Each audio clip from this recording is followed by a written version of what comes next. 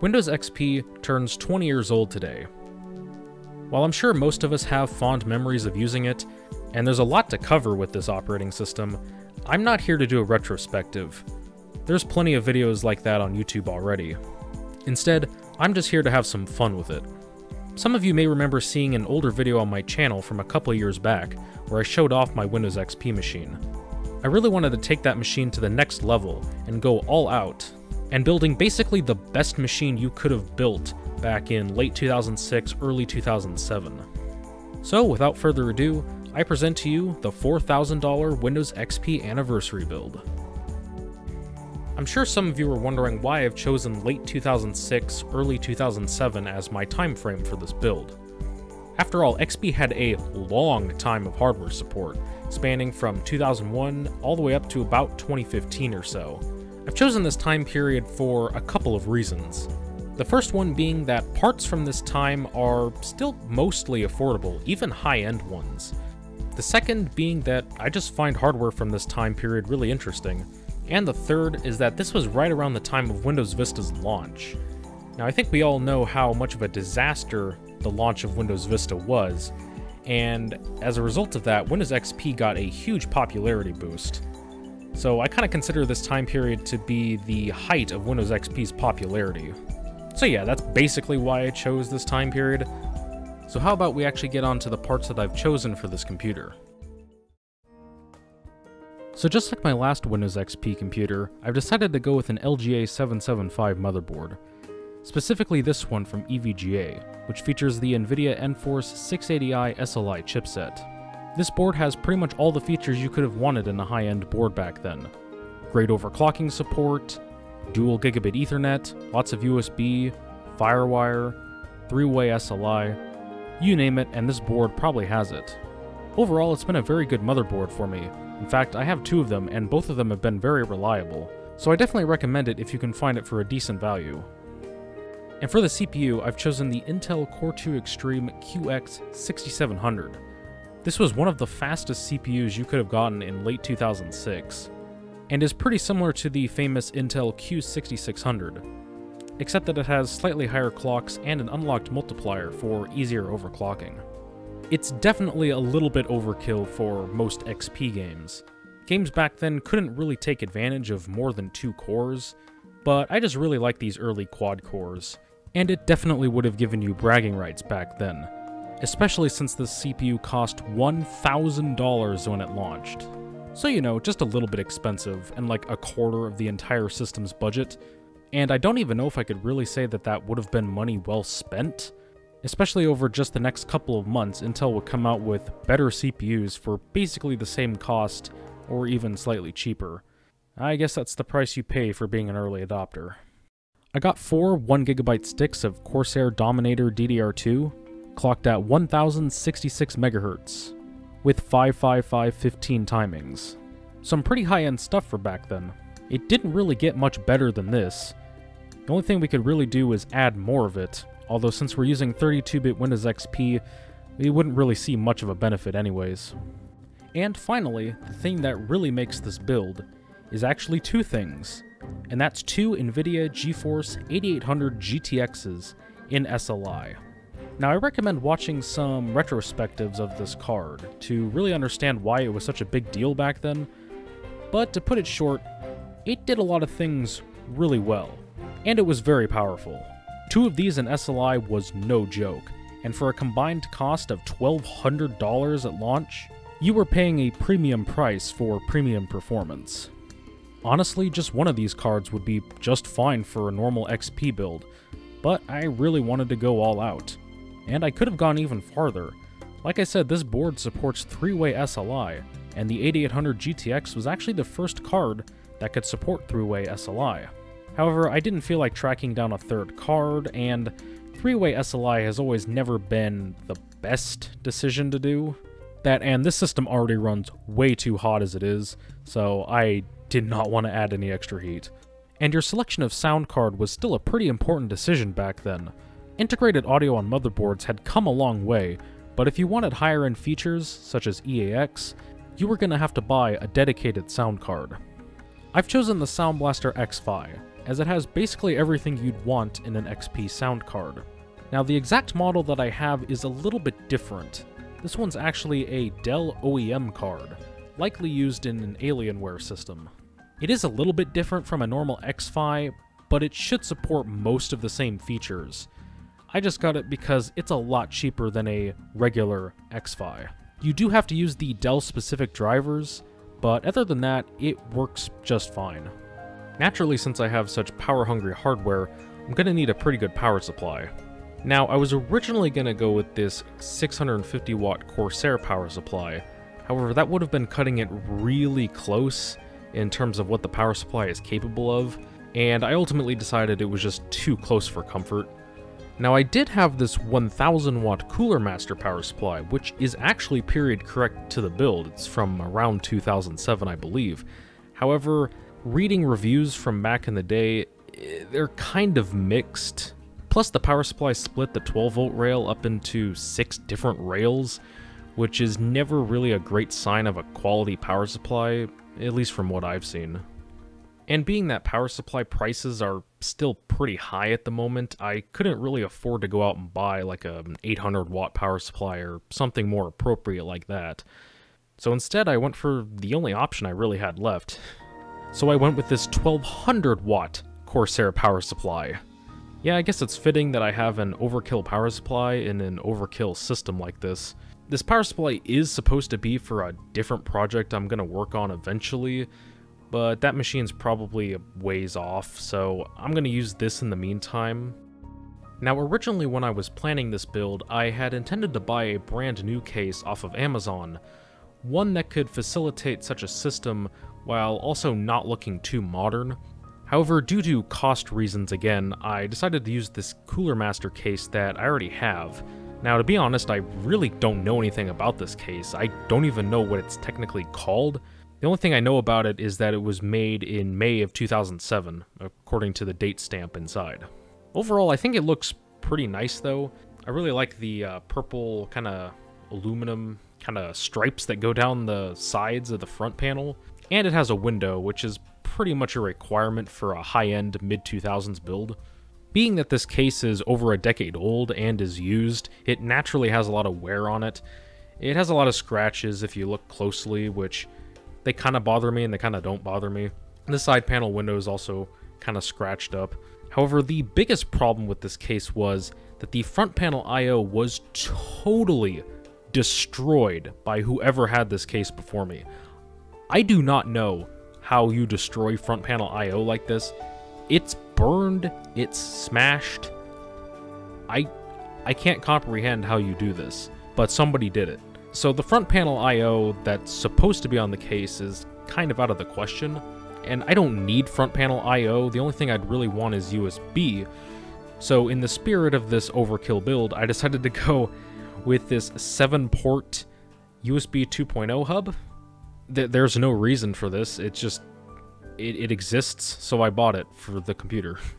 And so to fill the hole left by the original I/O, I cut up one of the drive bay covers and kind of just jammed it in there. You know, it looks pretty good if you look at it from like 10 feet away. You just don't look any closer. Optical storage was still the main way you got your software back then, so naturally we needed at least one optical drive. But, you know, one just isn't gonna do it. So we're going with 2 DVD-RW drives. Now, originally I was going to use a drive that had LightScribe and another one that had Label Flash, just because I thought it would be really funny to have both of those technologies in the computer and then never ever use them. But unfortunately the LightScribe drive ended up being dead, so I just threw in another random DVD burner. So the case was missing the 3.5-inch drive bay cover when I got it, so I needed to fill it with something. I was originally going to use a 3.5-inch floppy drive just because I figured why not, I might get some use out of it. However, I realized that this power supply actually doesn't have a floppy power connector, and I, for some reason, don't have any Molex to floppy power connectors. So I ended up just throwing in this Zip 250 drive. I will probably never ever use this, but it's something to fill the hole at least. And for the hard drive, and yes, I'm going with a hard drive and not an SSD, Again, due to cost reasons, I wanted a lot of storage, but I couldn't really afford to go out and buy like a 1 terabyte SSD for the system or something crazy like that. So instead I'm going with a 1 terabyte mechanical hard drive. This one is actually branded as a Dell hard drive, which I didn't even know existed, but it's actually made by Western Digital. It's one of their enterprise kind of drives. It works fine enough. It's not crazy fast, but it's about on par, if not better, than most drives would have been around this time. And interestingly enough, the first 1 terabyte consumer hard drive actually debuted in 2007, at least according to this news report from early 2007, saying that Hitachi showed it off at CES or something like that. And it retailed for a whopping $399, so it fits in perfectly with our super overkill system. And I decided to put it in one of these hot swap drive bays because I had a couple of them lying around and figured I gotta use them for something, so I can easily take the drive out if I want to pop in another drive with a different OS on it or something. Now, I'm sure you're wondering where I'm pulling this $4,000 price tag from, and it's mostly just assumptions, to be completely honest.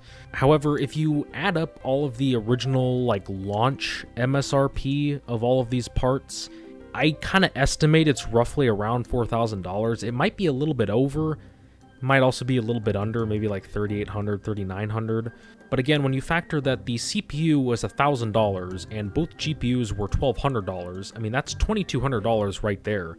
You know, you tack on a $400 hard drive and all of the other stuff that you kind of add on top of it, I could easily see the system reaching the high $3,000 range. So is it a little bit clickbait? Is it a little bit dishonest? Maybe, but I mean, come on, I had to. So I guess it's time I show you like some games running on the computer or something to that effect. I didn't really go too in depth with benchmarking. I figured I'd kind of just let the games speak for themselves. You can see the frame rate and some benchmarking results, but really the focus here is just the games running really well. Oh yeah, and I am running all of these on a 1920 by 1200 monitor, which was probably about equivalent to 4K back then. So the monitor is equally as high-end as the computer would have been.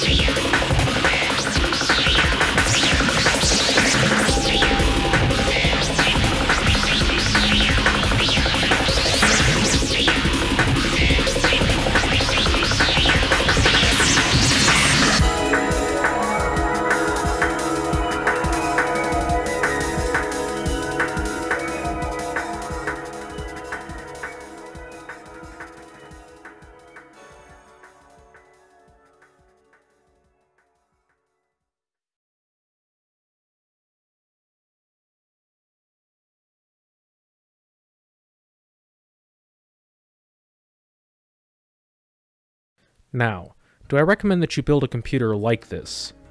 Well, not exactly. A regular Core 2 quad and just one of these graphics cards is more than enough for most XP games.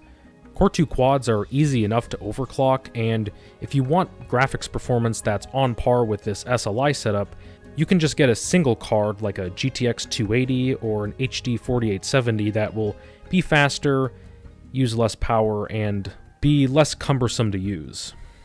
Now that's not to say that I don't like this computer, I really do, and have had a lot of fun with it, and there's not much I would change, but there are a couple things.